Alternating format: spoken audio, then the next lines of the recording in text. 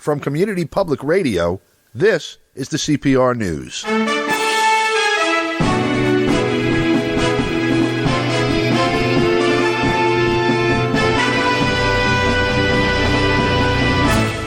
From New York, I'm Don DeBar. Today we go to the United Nations General Assembly's General Debate. It's an event that happens every September, and this year is the 76th time that it's happened. We're going to bring you presentations from the President of Iran, Ebrahim Raisi, and the President of China, Xi Jinping. First up, the President of the People's Republic of China, Xi Jinping. Mr. President, the year 2021 is a truly remarkable one for the Chinese people. This year marks the centenary of the Communist Party of China. It is also the 50th anniversary of the restoration of the lawful seat of the People's Republic of China in the United Nations, a historic event which will be solemnly commemorated by China. We will continue our active efforts to take China's cooperation with the United Nations to a new level and make new and greater contributions to advancing the noble cause of the UN. Mr. President, a year ago, global leaders attended the high-level meetings marking the 75th anniversary of the UN and issued a declaration pledging to fight COVID-19 in solidarity, tackle challenges together, uphold multilateralism, strengthen the role of the UN, and work for the common future of present and coming generations. 1 year on, our world is facing the combined impacts of changes unseen in a century and the COVID-19 pandemic. In all countries, people long for peace and development more than ever before. Their call for equity and justice is growing stronger, and they are more determined in pursuing win-win cooperation. Right now, COVID-19 is still raging in the world, and profound changes are taking place in human society. The world has entered a period of new turbulence and transformation. It falls on each and every responsible statesman to answer the questions of our times and make a historical choice with confidence, courage, and a sense of mission. First, we must beat COVID-19 and win this decisive fight crucial to the future of humanity. The history of world civilization is also one of fighting pandemics. Rising to challenges, humanity has always emerged in triumph and achieved greater development and advancement. The current pandemic may appear overwhelming, but we, humanity, will surely overcome it and prevail. We should always put people and their lives first and care about the life, value, and dignity of every individual. We need to respect science, take a science-based approach, and follow the laws of science. We need to both follow routine, targeted COVID-19 protocols and take emergency response measures, and both carry out epidemic control and promote economic and social development. We need to enhance coordinated global COVID-19 response and minimize the risk of cross-border virus transmission. Vaccination is our powerful weapon against COVID-19. I have stressed on many occasions the need to make vaccine a global public good and ensure vaccine accessibility and affordability in developing countries. Of pressing priority is to ensure the fair and equitable distribution of vaccines globally. China will strive to provide a total of 2 billion doses of vaccines to the world by the end of this year. In addition, to donating $100 million to COVAX. China will donate 100 million doses of vaccines to other developing countries in the course of this year. China will continue to support and engage in global science-based origins tracing and stands firmly opposed to political maneuvering in whatever form. Second, we must revitalize the economy and pursue more robust, greener, and more balanced global development. Development holds the key to people's well-being. Facing the severe shocks of COVID-19, we need to work together to steer global development towards a new stage of balanced, coordinated, and inclusive growth. To this end, I would like to propose a global development initiative. Staying committed to development as a priority, we need to put development high on the global macro policy agenda, strengthen policy coordination among major economies, and ensure policy continuity, consistency, and sustainability. We need to foster global development partnerships that are more equal and balanced, forge greater synergy among multilateral development cooperation processes, and speed up the implementation of the UN 2030 Agenda for Sustainable Development. Staying committed to a people-centered approach, we should safeguard and improve people's livelihoods and protect and promote human rights through development, and make sure that development is for the people and by the people, and that its fruits are shared among the people. We should continue our work so that the people will have a greater sense of happiness, benefit, and security, and achieve well-rounded development. Staying committed to benefits for all, we should care about the special needs of developing countries. We may employ such means as debt suspension and development aid to help developing countries, particularly vulnerable ones facing exceptional difficulties, with the emphasis on addressing unbalanced and inadequate development among and within countries.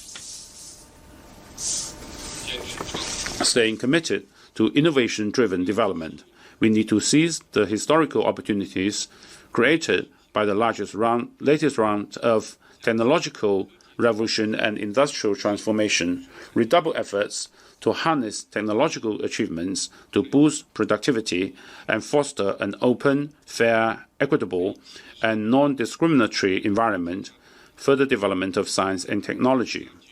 We should foster new growth drivers in the post-COVID era and jointly achieve leapfrog development. Staying committed to harmony between man and nature. We need to improve global environmental governance, actively respond to climate change, and create a community of life for man and nature.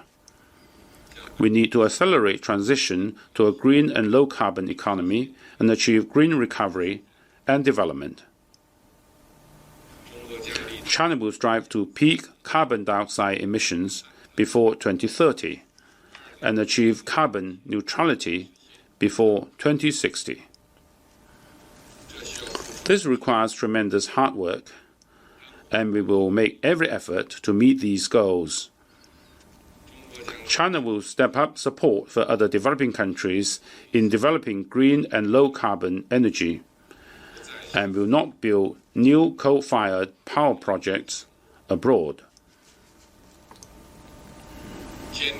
Staying committed to results-oriented actions, we need to increase input in development, advance on a priority basis cooperation on poverty alleviation, food security, COVID-19 response and vaccines, development financing, climate change and green development, industrialization, digital economy, and connectivity, among other areas.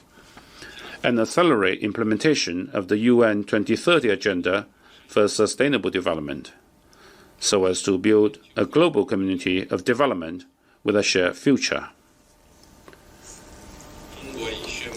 China has pledged an additional $3 billion of international assistance in the next 3 years to support developing countries in responding to COVID-19 and promoting economic and social recovery. Third, we must strengthen solidarity and promote mutual respect and win-win cooperation in conducting international relations.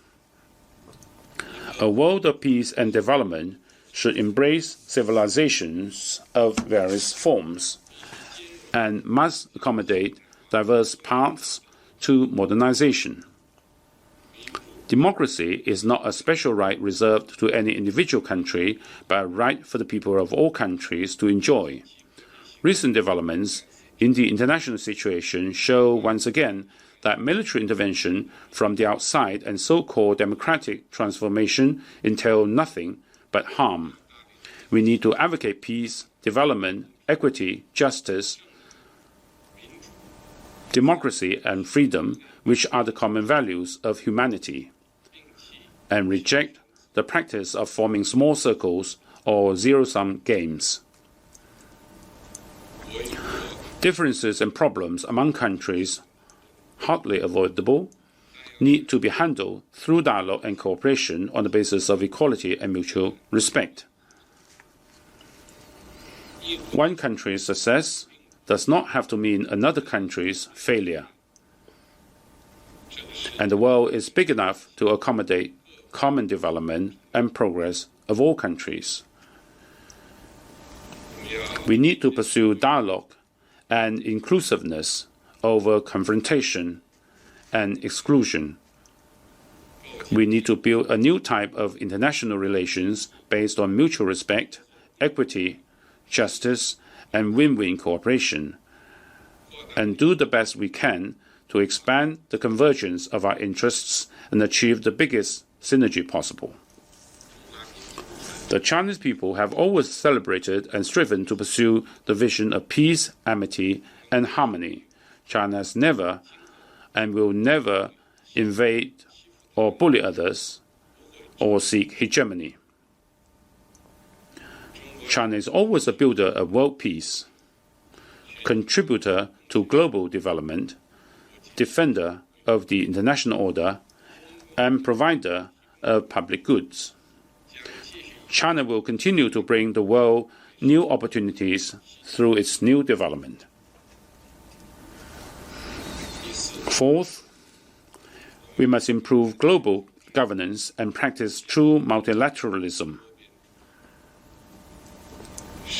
In the world, there is only one international system, i.e., the international system with the United Nations at its core. There is only one international order, i.e., the international order underpinned by international law.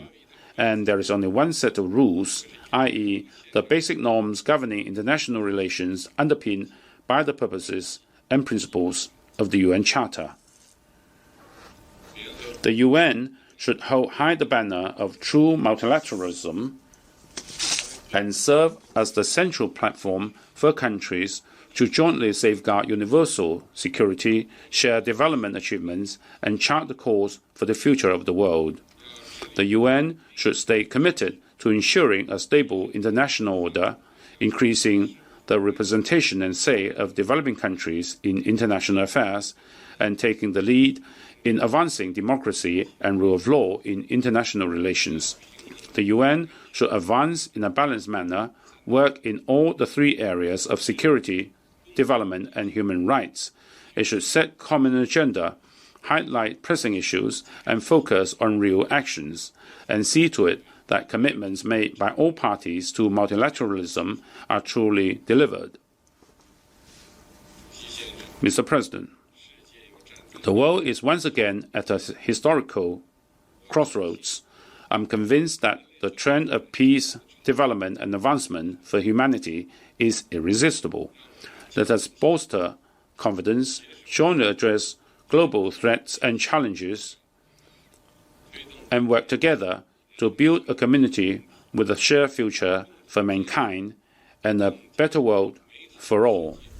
This is President Ibrahim Raisi of the Islamic Republic of Iran. Mr. Chairman, as the elected president of the great people of Iran, I'm honored to be their representative to convey to the world at large the message of rationality, justice and freedom, which are the three most fundamental principles of the life of the contemporary man. However, those three principles that all the Abrahamic religions have in common would not be able to attain their purpose without spirituality. Freedom and justice as two sacred and innocent words that are too broad to define are indeed very tough and intricate when it comes to practicing them. Freedom means the right to think, decide, and act for all the human beings. Peace and lasting security are tied to the administration of justice. And basically, the divine prophets emerged so that people would demand justice and exercise their rights.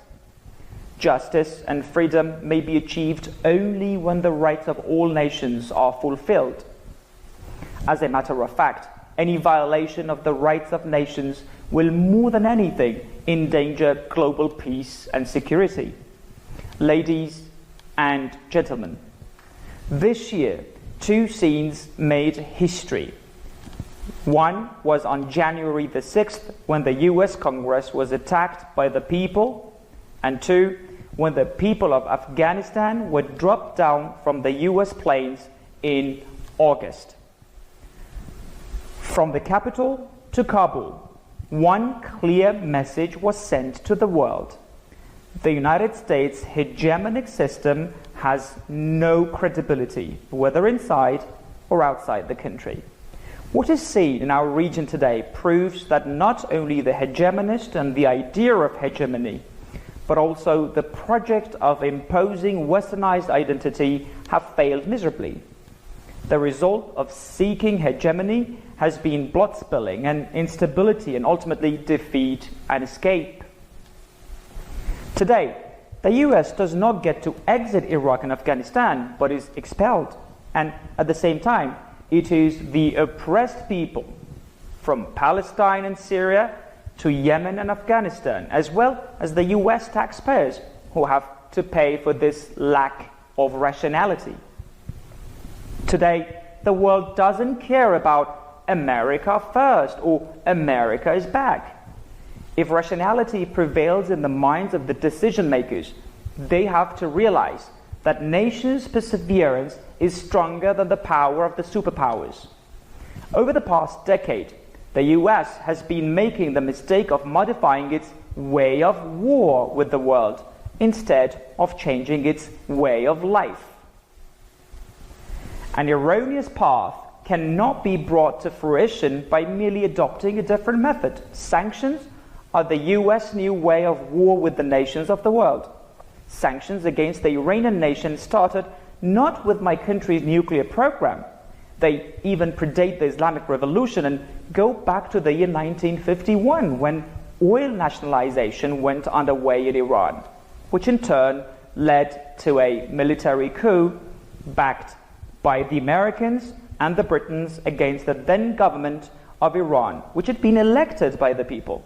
Sanctions, and especially sanctions on medicine at the time of COVID-19 pandemic, are crimes against humanity. The Holy Quran introduces the destruction of nature and mankind as a major characteristic of the tyrants. The Islamic Republic of Iran proposes that any kind of sanction-induced restriction or disruption in the supply of good health and environment as to humanitarian issues be declared forbidden. Moreover, I, on behalf of the Iranian nation and millions of refugees hosted by my country, would like to condemn the continued illegal US sanctions, especially in the area of humanitarian items, and demand that this organized crime against humanity be recorded as a symbol and reality of the so-called American human rights. despite the fact that the Islamic Republic of Iran was keen from the outset to purchase and import COVID-19 vaccines from reliable international sources, it faced inhumane medical sanctions. Therefore, from the very beginning, we started to sustainably produce vaccines domestically. In addition to peaceful nuclear and satellite technologies, Iran is the medical hub of the region, and numerous Iranian physicians and scientists such as Avicenna shine in the history of humankind. Knowledge that is beneficial to humanity cannot be sanctioned.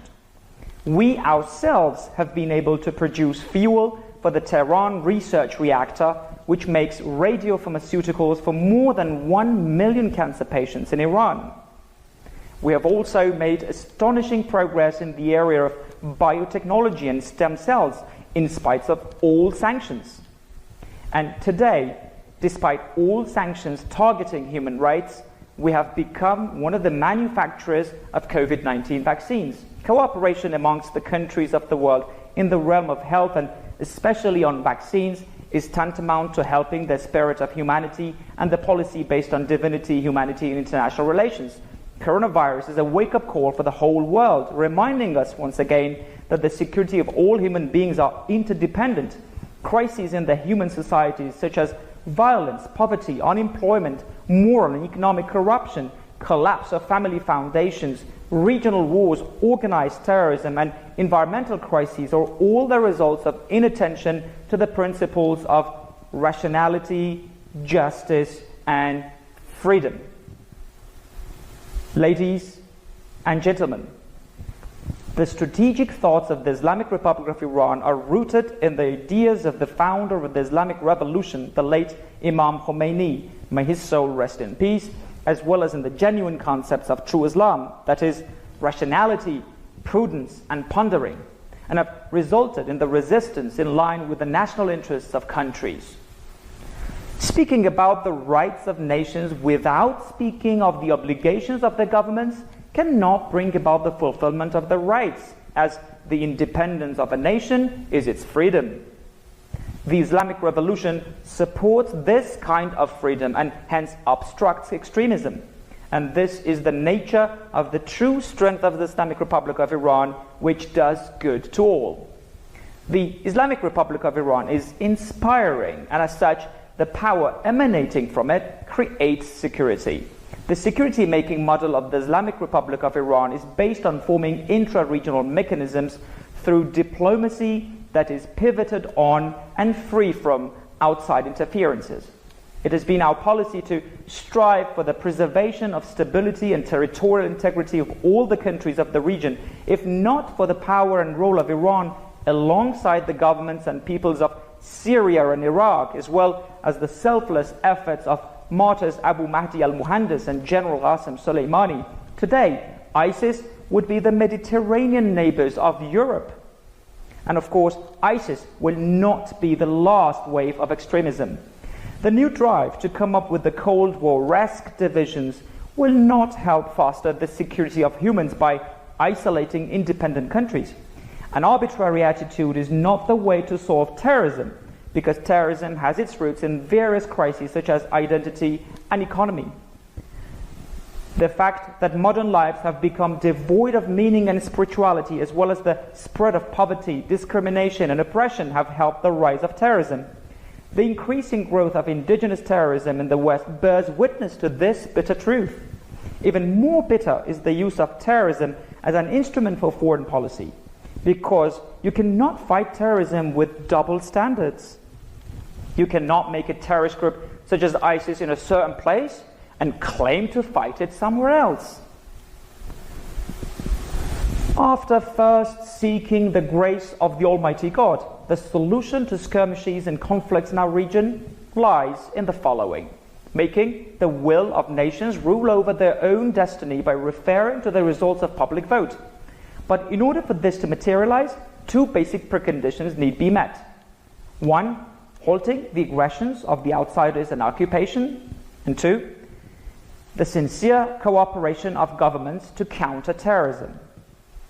The military presence of the United States in Syria and Iraq is the biggest hindrance to the establishment of democracy and will of nations. Freedom does not fit in the backpacks of soldiers coming from outside the region.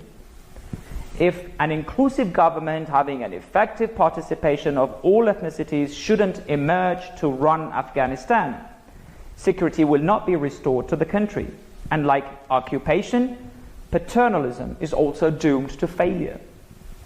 The humanitarian crisis in Yemen is very worrying, and the world needs to break its silence towards crimes against humanity. The solution? The speedy and unconditional stop to the Yemeni aggression, opening of channels for providing humanitarian aid, and facilitation of constructive talks between Yemeni groups. The occupier Zionist regime is the organizer of the biggest state terrorism, whose agenda is to slaughter women and children in Gaza and the West Bank. Today, an all-out blockade has turned Gaza to the biggest prison in the world. The so-called deal of the century failed, just like any other deal forced on Palestinians. There is only one solution: holding a referendum with the participation of all Palestinians, of all religions and ethnicities, including Muslims, Christians, and Jews. This solution was set forth by the supreme leader of the Islamic Republic of Iran many years ago, which is now registered as one of the official documents of the United Nations. Mr. Chairman, today the whole world, including the Americans themselves, have admitted that the project of countering the Iranian people, which manifested itself in the form of violating the JCPOA and was followed by the maximum pressure and arbitrary withdrawal from an internationally recognized agreement, has totally failed.